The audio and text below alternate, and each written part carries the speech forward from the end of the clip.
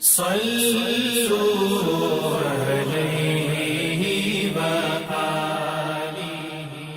بخاری حدیث نمبر 271۔ حضرت عائشہ رضی اللہ تعالیٰ عنہا نے فرمایا، گویا کہ میں حضرت صلی اللہ علیہ وسلم کی مانگ میں خوشبو کی چمک دیکھ رہی ہوں، اس حال میں کہ آپ احرام باندھے ہوئے ہیں۔ صحیح بخاری حدیث نمبر 272۔ ام المومنین حضرت عائشہ صدیقہ رضی اللہ عنہا نے فرمایا کہ رسول کریم صلی اللہ علیہ وسلم جنابت کا غسل کرتے تو پہلے اپنے ہاتھوں کو دھوتے اور نماز کی طرح وضو کرتے، پھر اپنے ہاتھوں سے اپنے بالوں کا خلال کرتے، اور جب یقین کر لیتے کہ جسم تر ہو گیا ہے تو 3 مرتبہ اس پر پانی بہاتے، پھر تمام بدن کا غسل کرتے۔ صحیح بخاری حدیث نمبر 273۔ حضرت عائشہ رضی اللہ تعالی عنہا نے فرمایا کہ میں اور رسول کریم صلی اللہ علیہ وسلم ایک برتن میں غسل کرتے تھے، ہم دونوں اس سے چلو بھر بھر کر پانی لیتے تھے۔ صحیح بخاری حدیث نمبر 274۔ ام المومنین حضرت میمونہ رضی اللہ عنہا نے فرمایا کہ رسول اللہ صلی اللہ علیہ وسلم نے غسل جنابت کے لیے پانی رکھا، پھر آپ نے پہلے 2 یا 3 مرتبہ اپنے دائیں ہاتھ سے بائیں ہاتھ پر پانی ڈالا، پھر شرمگاہ دھوئی، پھر ہاتھ کو زمین پر یا دیوار پر 2 یا 3 بار رگڑا، پھر کلی کی اور ناک میں ڈالا اور اپنے چہرے اور بازوؤں کو دھویا، پھر سر پر پانی بہایا اور سارے بدن کا غسل کیا، پھر اپنی جگہ سے سرک کر پاؤں دھوئے۔ حضرت میمونہ رضی اللہ عنہا نے فرمایا کہ میں ایک کپڑا لائی تو آپ نے اسے نہیں لیا اور ہاتھوں ہی سے پانی جھاڑنے لگے۔ صحیح بخاری حدیث نمبر 275۔ حضرت ابو ہریرہ رضی اللہ تعالیٰ عنہ سے روایت ہے کہ نماز کی تکبیر ہوئی اور صفیں برابر ہو گئیں، لوگ کھڑے تھے کہ رسول کریم صلی اللہ علیہ وسلم اپنے حجرے سے ہماری طرف تشریف لائے۔ جب آپ مصلی پر کھڑے ہو چکے تو یاد آیا کہ آپ جنبی ہیں، پس آپ نے ہم سے فرمایا کہ اپنی جگہ کھڑے رہو، اور آپ واپس چلے گئے۔ پھر آپ نے غسل کیا اور واپس ہماری طرف تشریف لائے تو سر سے پانی کے قطرے ٹپک رہے تھے۔ آپ نے نماز کے لیے تکبیر کہی اور ہم نے آپ کے ساتھ نماز ادا کی۔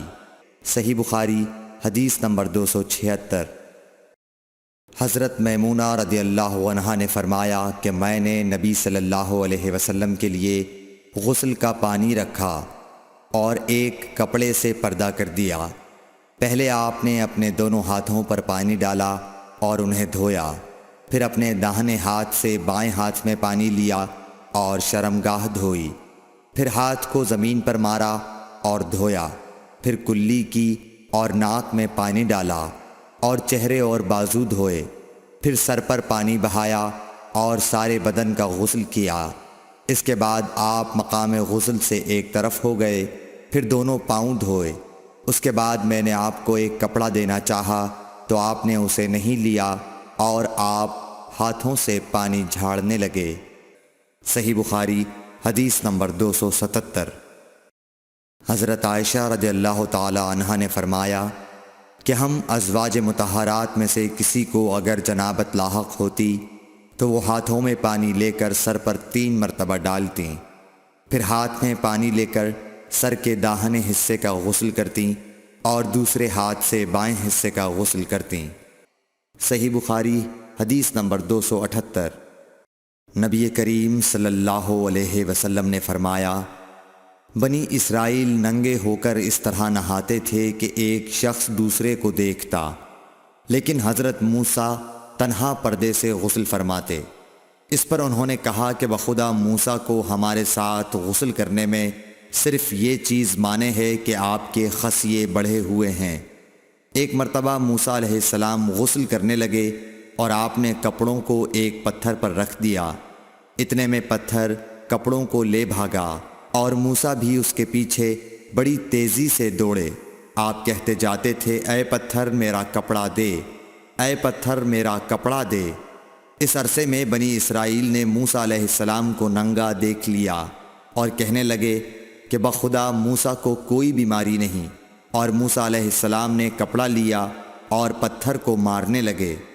ابو ہریرہ رضی اللہ تعالیٰ عنہ نے کہا کہ بخدا اس پتھر پر 6 یا 7 مار کے نشان باقی ہیں۔ صحیح بخاری حدیث نمبر 279۔ نبی کریم صلی اللہ علیہ وسلم نے فرمایا، ایک بار ایوب علیہ السلام ننگے غسل فرما رہے تھے کہ سونے کی ٹڈیاں آپ پر گرنے لگیں۔ حضرت ایوب علیہ السلام انہیں اپنے کپڑے میں سمیٹنے لگے۔